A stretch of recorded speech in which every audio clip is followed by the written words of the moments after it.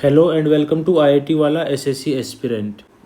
अभी हम डिस्कस कर रहे हैं सीजीएल 2025 के लिए मैंने अपना क्या प्लानर बनाया है और इसको मैं कैसे अचीव करने वाला हूँ। इस सीरीज में ये तीसरी वीडियो है। पहली दो वीडियो में मैं ये कंपोनेंट्स डिस्कस कर चुका हूँ।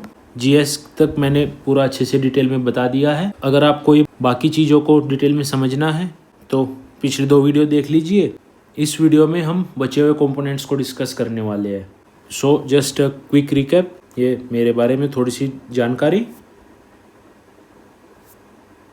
ओवरऑल विजन मेरी 2025 के लिए क्या रखी है, मैंने क्या क्या मैंने गलतियां की थी 2024 में, क्या क्या मैंने बढ़िया स्टेप्स लिए थे 2024 में। 2025 के लिए मैंने अलग अलग मार्क्स क्या रेंज अपनी मार्क्स रेंज डिफ़ाइन की है, जिसकी मदद से मैं बाकी अपने जो टेस्ट होने वाले हैं उनको जज करूँगा। इन सब का इस्तेमाल करके मैंने एक साइक्लिक अप्रोच बनाई है जिसमें 6 कंपोनेंट रखे हैं। ये इंश्योर करेंगे कि मैं सीजीएल की जो भी स्ट्रैटेजी होगी, जो भी प्लानिंग होगी, जो भी मैं पढ़ाई करूँगा वो एक साइक्लिक तरीके में हो ताकि कोई भी कंपोनेंट मिस ना हो। क्या क्या चीज़ें मैं इम्प्रूव कर पाऊँगा इस अप्रोच से। जीके का पूरा अच्छे से डिटेल में पिछले वीडियो में डिस्कस किया है। अगर जीके का आपको जीके के बारे में इंटरेस्ट है तो जाके वो वाली वीडियो देख लीजिए। पूरा समझाया मैंने अपनी तरफ से कि मैं कैसे करने वाला हूँ और क्यों करने वाला हूँ। तो अब हम देखते हैं इस साइकिल का सेकंड कंपोनेंट जो मैंने रखा है रीजनिंग। तो रीजनिंग के लिए मेरा मेन स्लॉट जो टाइम आवर्स मैंने डिफाइन किया है 3 घंटे इफ़ेक्टिव स्टडी रीजनिंग के एक साइकिल के लिए काफ़ी अच्छी है। तो इसके लिए मैंने इसको 2 स्लॉट्स में डिवाइड किया है। स्लॉट 1 में मेरा फोकस रहेगा रीजनिंग के 2 सेक्शनल करना। अब रीजनिंग के सेक्शनल करना हमारे लिए इसलिए ज़्यादा ज़रूरी है क्योंकि रीजनिंग ना पढ़ने से ज़्यादा प्रैक्टिस पे डिपेंड करती है, क्योंकि क्वेश्चन ऐसे आते हैं जो जनरली हम लोग बना लेते हैं, लेकिन हमारा टारगेट रीजनिंग में होता है उसको टाइम लिमिट में करना। अगर टीयर 1 के लिए टाइम लिमिट बताऊं तो हमें एक अप्रोक्सीमेटली 18 मिनट मिलते हैं रीजनिंग के लिए, जिसमें हमें इंश्योर करना है कि एटलीस्ट 22 से 23 क्वेश्चन हमारे करेक्ट हो ही जाए। तो वो 18 मिनट को आपको कैसे ब्रेक डाउन करना, अगर ये जानना आपको तो मेरी चैनल की पहली वीडियो थी फुल लेंथ टेस्ट का ब्रेकडाउन, उसके रूल्स आर्ट ऑफ स्किपिंग, वो देख लेना, क्लियर हो जाएगा। तो मैंने इसके लिए क्या रखा है, एक स्लॉट में डिफाइन रखा है मैंने 1 घंटा। 1 घंटे में मेरे को 2 सेक्शनल करने हैं और इसके साथ साथ मैंने एक रीजनिंग का अभी इनिशियल स्टेज के लिए एक स्लॉट 2 रखा है। इस स्लॉट 2 में मैं रीजनिंग के जो अलग अलग नोट्स हैं ना वो बनाऊंगा। रीजनिंग के नोट्स इतने ज़्यादा नहीं बनते हैं, मान लो कोडिंग डी कोडिंग के थोड़े बन जाएंगे, कैलेंडर का, क्लॉक का, काउंटिंग फिगर का, तो थोड़े बहुत नोट्स बनेंगे और उन्हीं नोट्स के साथ फिर A4 शीट को अटैच कर दूंगा मैं, ताकि जो ये सेक्शनल में हो गया, PYQ में हो गया या हार्ड टू ईजी, जो भी मैं मॉक क्वेश्चन हो गए, हार्ड टू ईजी PDF हो गई, जो भी आने वाले टाइम में रीजनिंग के लिए प्रैक्टिस करूँगा, वहाँ पे जो मेरे को लगे कि ये अच्छा क्वेश्चन है तो मैं उनको कहीं पे लिख पाऊँ, ताकि वो टॉपिक के साथ में जब रिवीजन करूँ तो वो भूलूँ ना। कई बार क्या होता है, मान लो आपने एक एनालॉजी का क्वेश्चन किया, आपको लगा यार ये तो काफ़ी ट्रिकी था, अब हमने सॉल्यूशन देख लिया, लेकिन जब तक वो आप क्वेश्चन का, कई बार इतना ट्रिकी क्वेश्चन होता है, अगर वो सॉल्यूशन आप 2-3 बार नज़रों के सामने से ना निकालो ना, और अगर पेपर में वैसे कुछ एनालॉजी का क्वेश्चन आ गया तो आप उस पर अटको ही अटकोगे, ताकि आपका ये जो मेहनत कर रहे हो आप रीजनिंग पे ये वेस्ट ना जाए। तो उसके लिए आपको नोट्स बनाने पड़ेंगे, जो कि मैं भी बनाने वाला हूँ, और उन नोट्स को ही एरर बुक की तरह इस्तेमाल करेंगे। मतलब एरर बुक का एक कंसेप्ट है जो रीजनिंग और मैथ के लिए बहुत ज़्यादा ज़रूरी है। तो रीजनिंग के लिए मेरा एरर बुक मेरे नोट्स से होने वाले हैं। नोट्स का एक पेज होता है A4 शीट, A4 शीट पे थोड़ी सी थ्योरी लिखनी होती है, ABCD लिख लिया, उनका रिवर्स लिख लिया, थोड़े से रूल लिख लिए, मतलब 6-7 तरीके के क्वेश्चन होते हैं, फॉरवर्ड बैकवर्ड, तो वो सारे नोट्स है वो 2 पेज के बन जाएंगे आपके कोडिंग डी कोडिंग के।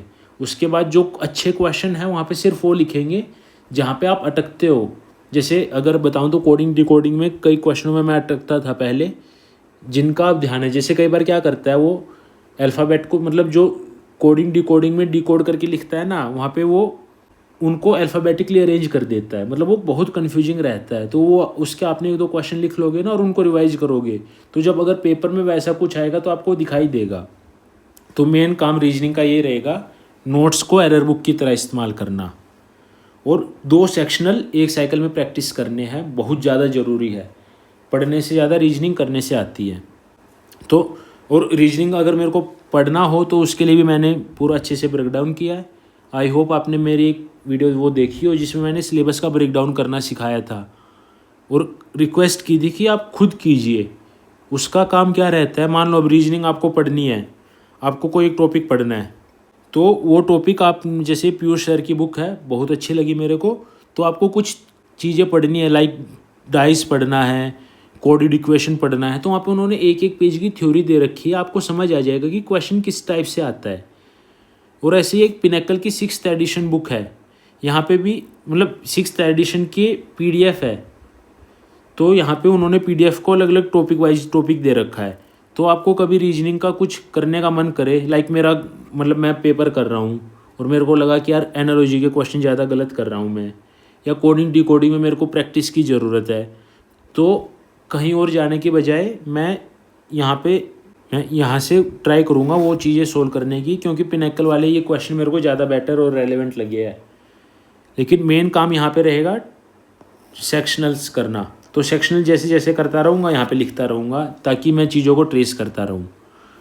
और पीयूष सर के और इनके नोट्स को मिला के थोड़ा सा अपने जो छोटे छोटे नोट्स है, मतलब करीब मैं एक बार मतलब पिछले अटेम्प्ट में बना चुका हूँ, बस उनको थोड़ा रिफाइन करना है, थोड़ा पढ़ के वो थोड़ा टाइम लगेगा, वो चीज़ें यहाँ से मैं टैकल कर लूँगा। कैलेंडर के मैं कर चुका हूँ, काउंटिंग ऑफ फिगर के कर चुका हूँ, बस उनको लिखना है। अब पेपर फोल्डिंग के तो कोई नोट्स होते नहीं है, लेकिन नॉन वर्बल के जैसे नोट्स नहीं होते, लेकिन एटलीस्ट एक पेज लिख के आप टॉपिक लिख लेना, आपके दिमाग में रहे। मतलब कई बार रीजनिंग के नोट्स इतने ही होते हैं कि आपको बस टॉपिक का नाम लिख लिया है, ताकि दिमाग में आपको आइडिया रहे कि ये क्या क्वेश्चन है। जैसे कई बार क्या होता है, काउंटिंग नहीं, सीरीज का क्वेश्चन आता है नॉन वर्बल में, सीरीज का फिगर, तो फिगर वाले अगर आपने नोट्स नहीं बनाए हैं तो एटलीस्ट वहाँ पे एक बार नोट्स बना लेना। और उन नोट्स में ना क्या होता है, 3-4 स्टेप होते हैं, वो आपको एक पेज के लिखने हैं कि आप देख पाओ कि फिगर में किस तरीके से वो एलिमेंट्स चलते हैं। 4-5 तरीके होते हैं चलने का, 2-3 तरीके होते हैं सोल्व करने का। 1-2 को कंपेयर करना होता है, फिर 3 और 4 को, या 1-2 को कंपेयर करना है, फिर 2 और 3 को, फिर 3 और 4 को। वो कंपैरिजन है ना, वो छोटे से एक पेज पे आपको लिखने पड़ेंगे, ताकि पेपर में जब आप रीजनिंग का वो क्वेश्चन करो तो जल्दी से जल्दी आप दिमाग में स्ट्राइक कर पाओ कि किस तरीके से यहाँ पे एलिमेंट मूव कर रहे हैं। अगर वो जल्दी स्ट्राइक नहीं किया ना, तो टाइम लेके स्ट्राइक तो हो जाएगा, लेकिन जो क्वेश्चन आप आधे मिनट में कर सकते थे वहाँ पे आपको 1-1.5 मिनट लग जाएंगी। और CGL में टाइम का ही गेम है रीजनिंग में। तो इस तरीके से मेरा रीजनिंग का प्लान है। इसके अलावा मतलब रीजनिंग के और भी चीज़ें हैं, जैसे ये क्लास शीट्स है, जो मैंने जब पिछले साल पेपर करते हुए इनका मेंस का कोर्स लिया था, तो वहाँ पे 17 उन्होंने क्लास शीट दिए थे। पूरे मेंस के कोर्स में मेरे को सबसे रेलेवेंट यही लगा उनके में। मतलब कैरियर विल का ज्वाइन किया था मैंने, तो उसमें मैथ के भी थे, इरेलेवेंट शीट्स थी, इंग्लिश का था, बहुत ज़्यादा डिटेल में पढ़ा रहे थे। पीयूष सर थे जो बेस्ट लगे, बेस्ट टीचर है मतलब मेरे हिसाब से उनके बैच में। ऐसे फिर उन्होंने प्रैक्टिस शीट दी थी, ये करने की ज़रूरत नहीं है, बस लिख लिया। ये लेटर स्टेज के लिए है कि कभी फ्यूचर में मन किया, बोर हुआ तो यहाँ से कुछ देख लिया, लेकिन यहाँ पे आने की ज़रूरत नहीं पड़ेगी। मेन काम यहाँ से और यहाँ से हो जाएगा। तो ये मेरा प्लान है करने का। और ये आपको लगेगा एक बार देखने में कि इतना ज़्यादा क्यों लिख लिया मैंने। ये प्लान मेरा 1-2 हफ्ते या 1-2 महीने में करने का नहीं है, ये प्लान मेरा टिल मेंस तक है। मतलब मेंस तक रीजनिंग का अगर कभी भी मेरे को डाउट आएगा तो मैं यहाँ से चीज़ों को ट्रेस करूँगा। टारगेट रहेगा मेरा ये चीज़ें ज़्यादा से ज़्यादा फिल करना, यहाँ से थोड़े थोड़े अपने नोट्स बनाते चलना है साइड बाय साइड। और उसके लिए मैंने जो ये स्लॉट डिफ़ाइन किया है, स्लॉट में एक बार 2 सेक्शनल करके फिर थोड़ा सा यहाँ से कुछ 2 कंपोनेंट कर लिए।